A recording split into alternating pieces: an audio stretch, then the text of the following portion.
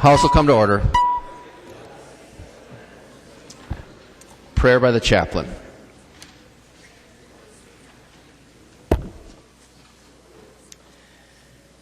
Divine One of all, we call your presence to be among those in this house today.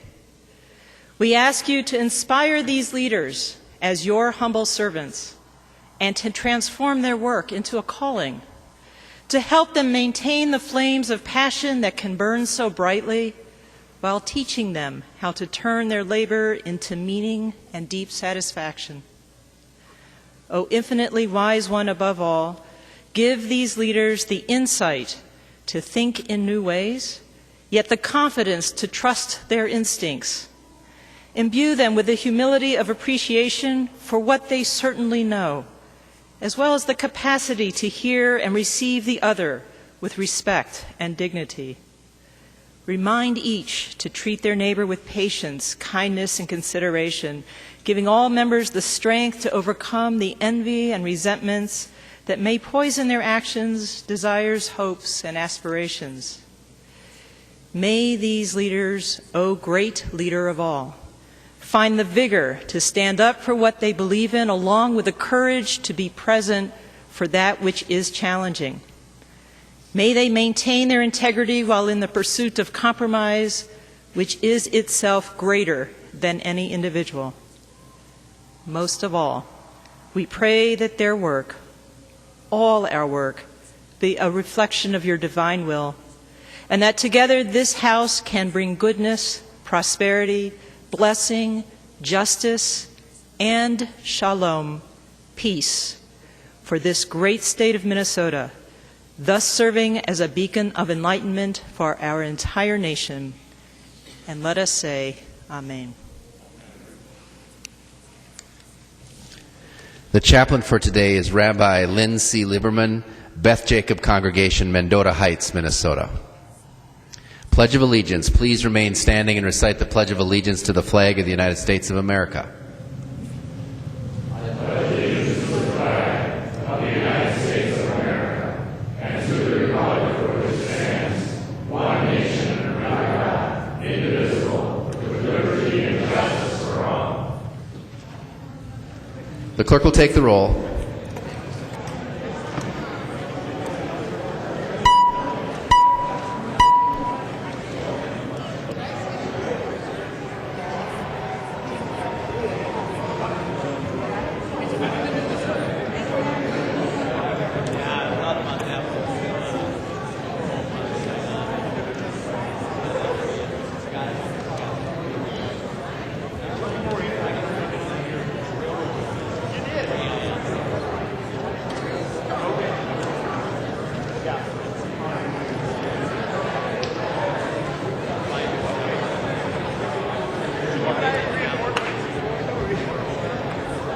The clerk will close the roll.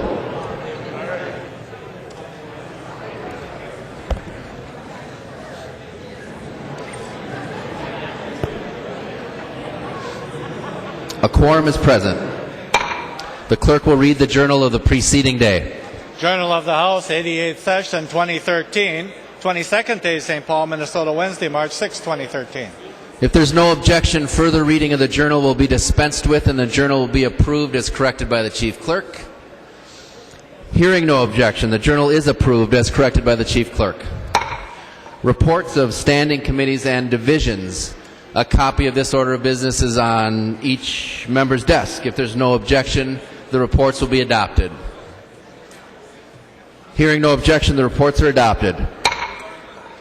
Second reading of House files.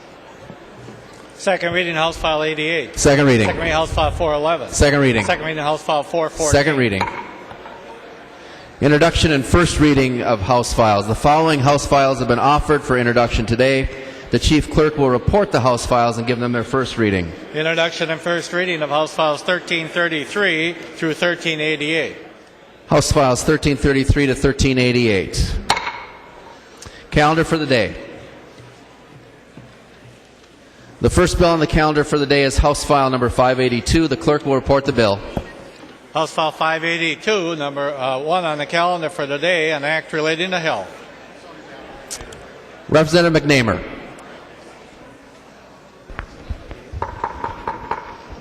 Thank you, Speaker Thiessen and fellow representatives. I'd like to thank everyone who signed on to this piece of legislation, making it bipartisan. Our bill is asking to allow Minnesota Critical Access Hospital diagnostic imaging systems to continue current certification used by the Minnesota Department of Health, which has been sufficient. Our bill clarifies the Department of Health's authority on this topic. The impending legislation would be costly, possibly costing more in expense than revenue produced by the hospital. Rural Minnesota needs this change in legislation to help our rural citizens receive the best possible medical care and maintain the critical access hospitals in our communities. I'm asking for your vote. Thank you. There's no amendments at the desk. The clerk will give the bill its third reading. Third reading, House File 582. Third reading. Representative Fabian. Thank you, Mr. Speaker. Members, this is a good bill. You've been handed a list, I hope, of the hospitals, the critical care access hospitals in the state of Minnesota that this impacts. Critical care access hospitals are defined as hospitals that have less than 25 beds. Under the old system, in order to be able to do the diagnostic imaging with some of the portable units that are brought from larger communities to our smaller communities, they were required to have met national standards of in their quest to be able to use these things. What we're simply doing in this bill is we're saying that if the hospital is licensed, they are eligible to use this equipment and receive the necessary funding. I'd encourage a green vote. Thank you, Mr. Speaker. Further discussion to the bill. Representative Dean. Thank you, Mr. Speaker. Will Representative McNamar yield for a question? He will yield for a question. Representative Dean. Thank you, Mr. Speaker. And Representative, could you just briefly explain what the current legislation, how that currently affects? I'm sorry if you're having trouble hearing me. Yeah. How the current legislation works, and what would happen to these existing hospitals if there was no legislation, and are there currently critical access hospitals that will and will not be affected by this if it moves forward? Speaker Thiessen. Representative McNamar. Speaker Thiessen, thank you, Representative. How it works is this, is right now the Minnesota Department of Health certifies our imaging services. That's free. What they're asking us to do is be accredited by the American College of Radiology, the Intersocietal Accreditation Commission, or the Joint Commission. Those are expensive. We'll have to bring a I take that back, a MD who is a physicist to accredit our instruments, and we can't afford that. What I'm saying here is by going through the Minnesota Department of Health, that's the cheapest way for our hospitals, and the expense could be too much for us to handle. I think you had another point too. You asked, would that affect all critical access hospitals? As far as I know, they all would be affected. If I'm not mistaken, I think there's a list of about 50 hospitals that would be affected. If it hasn't been passed out, I'd like it to be passed out. Take a look closely, and you will see the hospitals, and you will probably find one in your area. Let me tell you about critical access hospitals. Here's what they do.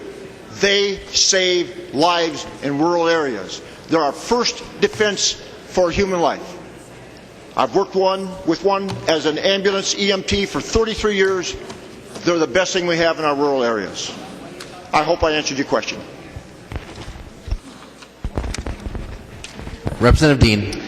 Thank you, Mr. Speaker, and Representative McNair. Just moving forward, I think I support your bill. We've seen this in the past. It's been very supportive in the past, and I appreciate your work to try to maintain access, particularly to small rural hospitals. So I appreciate the work in that area, and would look forward to your help and support in similar efforts along the way. Thank you, Representative McNair. Representative Anderson. Thanks, Mr. Speaker, and also thanks to Representative McNamar and the others on both sides of the aisle for bringing this bill forward. As the list shows, a lot of these hospitals, or most of them, are in greater Minnesota. My district, I think everybody here who represents outstate areas has a hospital on this list, so it's important for those hospitals, and I'd encourage your support. We need that critical access to provide this service. So again, thanks for this bill, and I would encourage your support as well. Further discussion? Seeing no further discussion, the clerk will take the roll on the bill.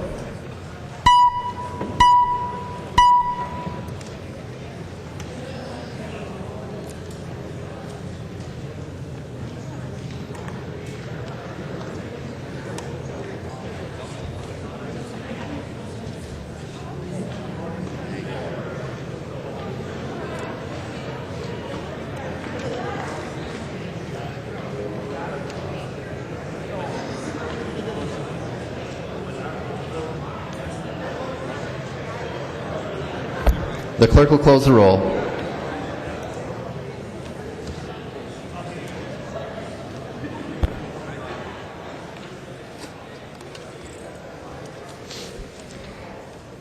There being 126 ayes and 0 nays, the bill is passed and its title agreed to. Motions and resolutions. There are copies of the non-controversial motions and resolutions at the House desk and online. If there's no objection, we'll take up those motions first. Hearing no objection, the motions prevail.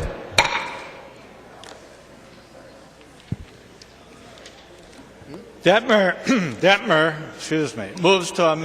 moves that House File 88, now in the General Register, be re-referred to the Committee on State Government Finance and Veterans Affairs.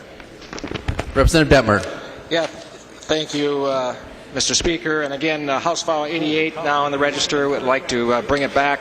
The committee chair would like to bring it back to the Committee of State Government Finance and Veterans Affairs. I ask for your support. Thank you. Any discussion? Seeing none, all in favor of the motion say aye. All opposed, no. Motion prevails.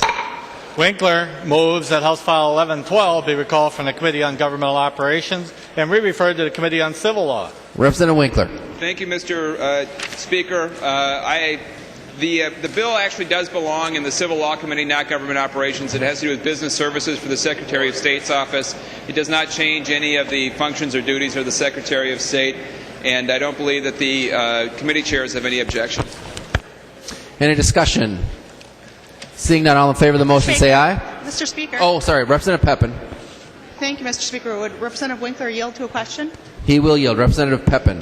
Representative Winkler, did you say it wasn't your intention to send it to Government Operations after Civil Law?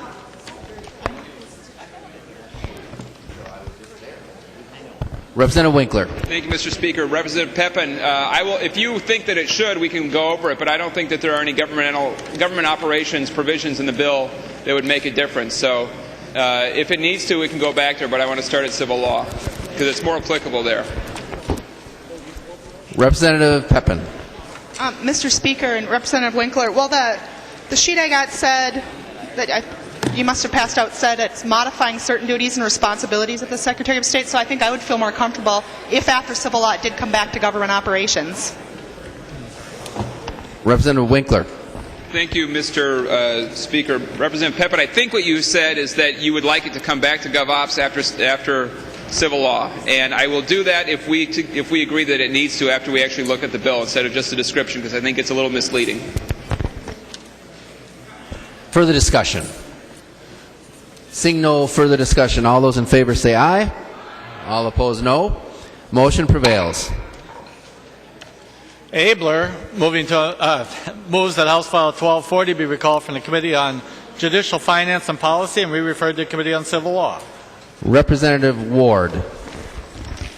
Thank you, Mr. Speaker. Abler moves House File number 1240 be recalled from the Committee on Judiciary, Finance and Policy and be re-referred to the Committee on Civil Law. Any discussion? Seeing no discussion, all those in favor say aye. All opposed, no. Motion prevails. 3-0, I think.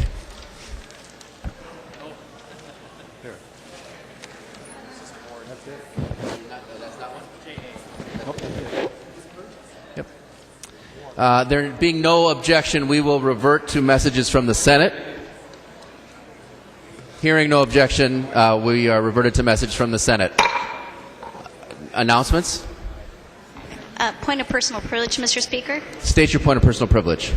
Thank you, Mr. Speaker. Members, passed out to you on your desk is a resolution regarding a ceremony that's occurring tomorrow at Arlington National Cemetery.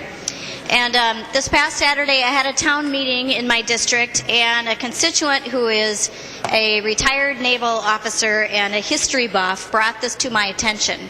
And he wanted me to be sure that I was aware of the fact that an old Civil War era battleship that was recovered in 2002, the remains of 2 Civil War soldiers who were in there, and they're going to be interred at Arlington National Cemetery on Friday. And it is also the 151st anniversary of the Battle of Hampton Roads. And what was unique and I think relevant to Minnesota is that the USS Minnesota was one of the ships involved in that battle. And so there is going to be, at the ceremony, there's going to be some representatives of the U.S. Navy League of the Twin Cities Council there, and also some crew members for the new, there's an attack submarine in the Navy, the USS Minnesota submarine will be there as well. So I won't take the time to read the entire resolution to you. You can see it. But again, for those of us who are enjoy studying and knowing about our history, I thought this would be an important thing to bring to your attention. Thank you. Representative Erdahl. Thank you, Mr. Speaker, and members. I'd like to just commend Representative Loon for bringing this forward. This is a very important moment in United States history. This marked really the beginning of modern warfare, when 2 ironclad vessels collide and fight. It changed our history. As we continue through the 150th commemoration of the Great American Civil War, I urge you to go to the History Center, which has a display on the Civil War that just opened. Go there, learn more, and follow along. The big event this year will be the Battle of Gettysburg in July 1st, 2nd, and 3rd. Any further announcements? Representative Nornes. I think it'd be point of personal privilege, Mr. Speaker. State your point of personal privilege. It actually has to do with this proclamation or this resolution. I just wanted to put a word out that if you're really interested in history, and I think the older we get, the more interested we are, there's a Civil War museum in the town of Battle Lake, which is located in my district. So if you're up in that way this summer, stop by. It's very fascinating. Thank you. Okay. Representative Hansen. Thank you, Mr. Speaker. And another reminder, the legislative auditor topic selection deadline is approaching.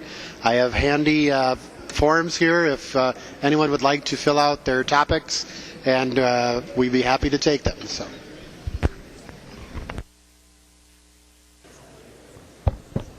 Representative Murphy.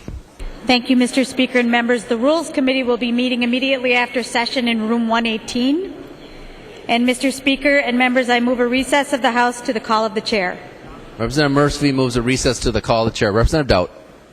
Thank you, Mr. Speaker. Would Representative Murphy yield for a question? She will yield. Representative Doubt. Thank you, Mr. Speaker. And Representative Murphy, can you indicate what the plan is here this evening?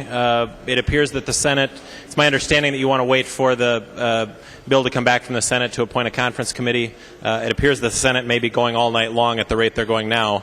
Can you give us an indication of what we might expect this evening? Representative Murphy. Thank you, Mr. Speaker and members. Yes, it is my hope that the Senate is able to dispatch with the debate on the health insurance exchange and that we can take that up yet later this evening. And that is why we're going to take a break so committees can begin to continue to do their work.